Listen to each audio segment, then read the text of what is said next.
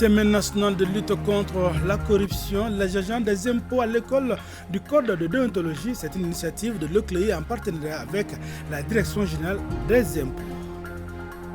Les 10 ans de la galerie Médina, cela s'est fait et l'exposition Top 10 regroupe une vingtaine d'artistes à travers diverses œuvres. Mariam Koulibaly nous fait le point dans ce journal. Mesdames, Messieurs, bonjour et bienvenue dans cette édition. Dans sa mission de prévention de l'enrichissement illicite au sein du secteur public, l'Office central de lutte contre l'enrichissement illicite OCLEI, en partenariat avec la Direction générale des impôts, a organisé un séminaire sur le code de déontologie à l'intention des agents des impôts. Le dit séminaire s'inscrit dans le cadre de la Semaine nationale de lutte contre la corruption. Arédi Matina. Le respect des règles de déontologie et d'éthique apparaît comme fondamental pour la pérennité du système fiscal et son développement. Il s'avère ainsi nécessaire que les agents des impôts, soumis à un ensemble d'obligations dans le cadre de leur travail, soient outillés davantage pour être plus performants, d'où ces séminaires. L'objectif général de ces séminaires est de vulgariser auprès du personnel des services des impôts le code de déontologie et d'éthique de l'agent des impôts. L'activité initiée par l'Office central de lutte contre l'enrichissement illicite OCLEI entre dans le cadre de la Semaine nationale de lutte contre la corruption instituée par les autorités. L'OCLEI a mené il y a 2 ans une étude sur les causes de l'enrichissement illicite au sein de l'administration publique. Il a eu l'initiative d'engager l'année dernière toute une série de formations. L'OCLEI, ce n'est pas seulement la répression. L'une des missions fondamentales de l'OCLEI, c'est la prévention et la sensibilisation. Les participants ont ensuite eu droit à des échanges sur plusieurs modules relatifs au code de déontologie et des règles d'éthique, leur permettant de connaître davantage les enjeux et défis liés à l'amélioration de la qualité des ressources humaines dans l'administration publique en termes d'engagement, d'intégrité et de probité. Le nouvel ambassadeur de la République populaire de Chine au Mali, dans la cour de l'Institut des sciences politiques et relations internationales et communication explique. Cette visite de courtoisie s'inscrit dans le cadre de la coopération bilatérale sino-malienne. Fanta Mamanyetao était de la visite. Chen Zihong est depuis 10 mois l'ambassadeur de la République populaire de Chine au Mali. De ce temps à nos jours, la coopération sino-malienne poursuit son élan. Le diplomate chinois a voulu aller à la rencontre des étudiants de l'ISPRIC, voir dans quelles conditions ils étudient et connaître les avancées scolaires de l'éducation malienne. Je sais qu'il y a beaucoup de l'établissement pédagogique de l'État, mais j'aimerais bien voir un peu le tout. Alors, monsieur le directeur général m'avait invité à maintes reprises. J'ai dit que je dois venir ici visiter, je voudrais voir toujours la réalité du pays. Alors c'est surtout avec l'échange avec les jeunes que je pourrais comprendre mieux ce pays. Cette visite a déjà abouti à quelque chose, parce que déjà le savoir qui va être acquis aujourd'hui et les expériences qui seront échangées aujourd'hui seront en fait d'un effet immédiat sur les apprenants et surtout nous tous en réalité. En marge de son entretien avec le directeur général de l'ISPRIC, son Excellence Chen Zihong s'est adressé aux étudiants au cours d'une conférence portant le thème « Les résultats du 20e congrès du Parti communiste chinois, la coopération Chine-Mali ». Cette séance oratoire a été l'occasion pour lui de transmettre au public estudiantin des informations politiques, économiques et culturelles relatives entre le Mali et la Chine. Dans le cadre de la célébration de la 7e édition de la Semaine des médecins, le Conseil national de l'Ordre des médecins du Mali a initié une série de consultations avec don de médicaments. Les sites de déplacés de Sénou, la maison centrale des arrêts de Bamako, Bolé Centre et la maison des aînés de Bamako ont été concernés par ces activités. Pour plus de détails, écoutons Dr Mouminatou Katile, présidente de l'Ordre des médecins du Mali. Elle est au micro de Alou Abdoulaye Touré. On a commencé les consultations gratuites hier. Il s'agissait vraiment du site de déplacés de Sénou qui regorge plus de 1700 âmes. On a mobilisé plus d'une centaine de médecins, de pharmaciens, d'infirmiers et de sages-femmes. Nous étions aussi au niveau de Bolé Femmes Tout ça vraiment dans le cadre de la consultation. Et nous y sommes restés jusqu'à 18h. C'est pour vous dire que le besoin était là. Et l'idée, c'est d'accompagner nos compatriotes qui sont vraiment en état de déplacement et soulager leurs souffrances. Donc, par rapport aux consultations, nous avons mobilisé une vingtaine de médecins, rien qu'au niveau de la maison des aînés, avec toutes les spécialités confondues. Nous avons l'ophtalmo et l'odonto, la médecine infectieuse, la médecine générale et j'en passe.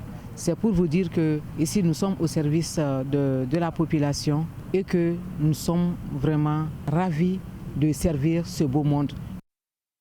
L'Institut néerlandais pour la démocratie multipartite et le groupe d'action pour la démocratie et l'exclusivité au Mali grandit. Mali s'active pour la formation des futurs cadres du pays sur les notions de citoyenneté, de démocratie, de refondation et de patriotisme. Reportage Boubacar Kanouti. Quand les jeunes décident de s'impliquer dans le processus de la reconstruction nationale, c'est un pas de géant vers la prise de conscience. Plusieurs thématiques étaient à l'ordre du jour de ces cafés politiques, comme la citoyenneté, la refondation, les questions politiques et institutionnelles. La particularité d'un bon citoyen, c'est la formation d'abord, et savoir ce que tu dois faire, être à la quête de la formation, savoir tes droits et tes devoirs. Il faut s'accuser d'abord, se mettre en cause d'abord avant d'accuser l'autre. Comme on le dit en Bambara, il faut balayer ta porte d'abord avant de critiquer l'autre. L'espoir est permis car il y a beaucoup de jeunes engagés. Un bon citoyen, c'est celui qui est conscient de son rôle et de ses responsabilités vis-à-vis de son État, de sa communauté et à tous les niveaux où qu'il va se trouver, qu'il sache que je suis citoyen d'un État, d'un pays qui a des valeurs et des principes. Les panélistes ont décortiqué de fond en comble les questions de l'assistance, composées des jeunes soucieux de l'avenir du pays. En démocratie, on dit qu'on a la liberté d'expression, mais la liberté d'expression a des limites. On ne peut pas faire l'usage de la parole pour remonter les troupes ou bien faire des choses qui incitent à la violence et à la haine. Donc un citoyen nouveau, c'est un citoyen qui fait attention. Les organisateurs entendent étendre cette initiative dans les capitales régionales pour mieux édifier les citoyens pour une participation plus accrue au développement du pays. De la citoyenneté à la religion Yakempa, la tolérance religieuse, un facteur de cohésion sociale, c'est le thème du forum interreligieux pour la promotion de la liberté des religions et des croyances au Mali, tenu à Ségou. Ce forum de la jeunesse en mission, en partenariat avec Jissira, a mobilisé plusieurs leaders religieux. Reportage Amidou Diallo. Ils sont venus nombreux à l'intérieur du Mali, des musulmans et des chrétiens pour ce forum interreligieux à Ségou. Un forum organisé par la GM, Jeunesse en Mission, en collaboration avec le projet JISRA, initiative conjointe pour une action religieuse stratégique, vise à promouvoir la liberté des religions et des croyances au Mali. La présente activité est un forum avec pour thème central la tolérance religieuse, un facteur de cohésion sociale. Au cours de ce forum, plusieurs sous-thèmes dont la laïcité selon les textes légaux ont été largement développés. La laïcité, en fait, c'est la liberté de croire, d'avoir sa foi et de laisser aussi les autres pratiquer leur foi sur la base de leurs convictions religieuses. Cette rencontre religieuse tant souhaitée a été saluée. Ce que j'ai à lancer comme appel à l'endroit de tous les religieux, c'est de se donner la main. C'est l'union qui fait la force. Que tu sois musulman, chrétien ou bien d'autres confessions religieuses.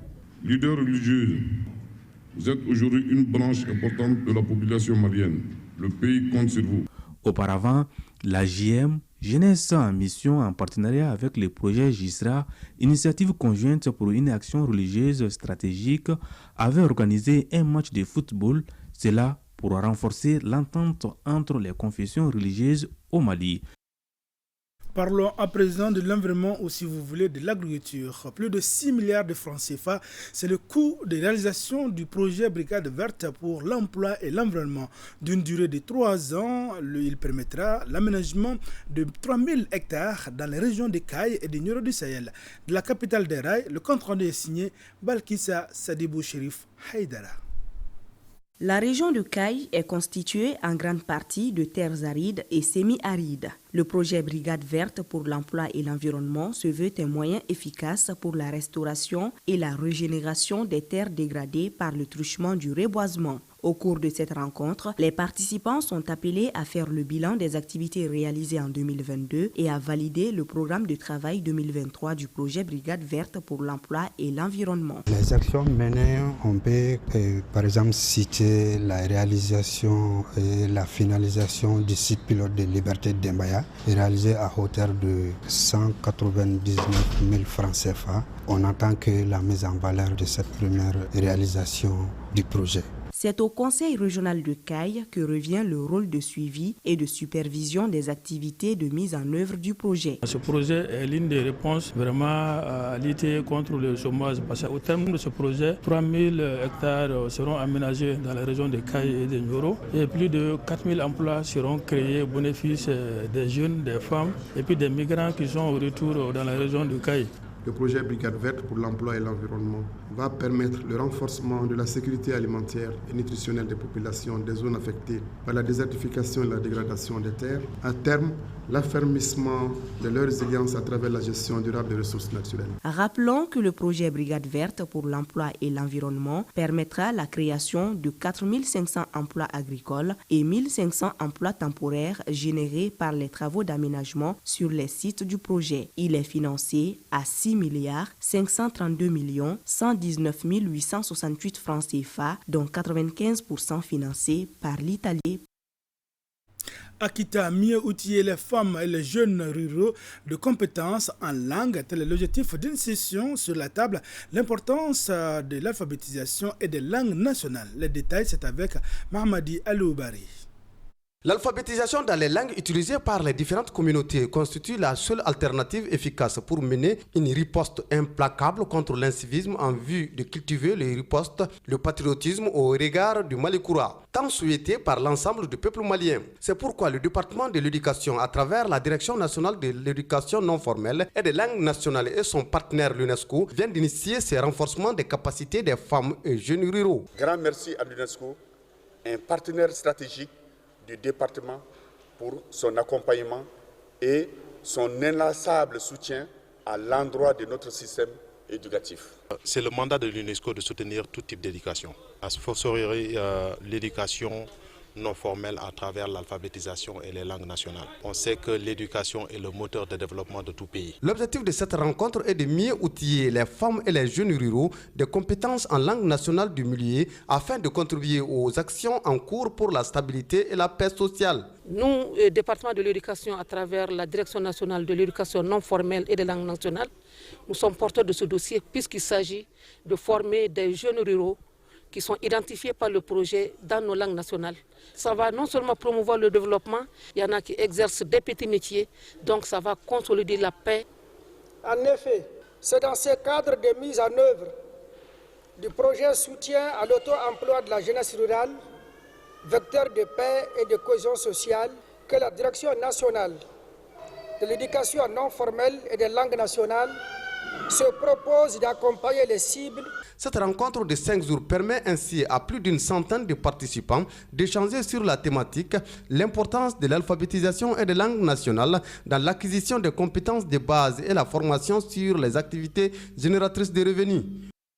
Deuxième titre de ce journal à présent, la Galerie Médina a 10 ans pour marquer cette date anniversaire. Une exposition dénommée Top 10 est organisée au sein de l'établissement.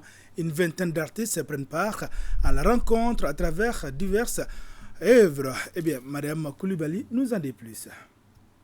Cette exposition qui marque le 10e anniversaire de la Galerie Médina met en lumière la diversité et la beauté de l'art africain en général et malien en particulier. Elle représente les œuvres d'une vingtaine d'artistes maliens et étrangers. La Galerie Médina qui a ouvert en 2011, donc de 2011 à 2021, ça fait 10 ans et c'est 2022 qu'on célèbre ça. Donc c'est cet événement qui coïncide fort heureusement avec la Biennale de la photo africaine. Donc les rencontres de Bamako et les 10 ans de la Médina, on a fusionné ensemble pour donner ce grand événement. De la photographie à la peinture, ces artistes, dans leur créativité, dépeignent les réalités de la vie quotidienne tout en mettant l'accent sur plusieurs thématiques. En me baladant, j'ai remarqué quand même l'impact environnemental que cause la prolifération du plastique. Et c'est ça qui m'a inspiré tous ces travaux, le désir surtout de travailler sur l'environnement, de sensibiliser les gens à travers ces deux installations sur l'impact de la pollution sur notre environnement. C'est aussi une façon de lancer l'art malien. On a de très bons artistes au Mali, mais après, comment centraliser, comment les promouvoir. Ces 10 ans de la Galerie Médina qui mettent en scène l'évolution de l'art plastique s'éveille un cadre de réflexion sur le parcours de l'art malien et de projection sur l'avenir. Le groupement de jeunes de Promo, un village bois du cercle de Tomilian dans la région des Sangs et sympathisants ont célébré leur traditionnelle soirée culturelle. C'était au foyer des jeunes de 15 ans. Ensemble, suivant le reçu de Salim Konati.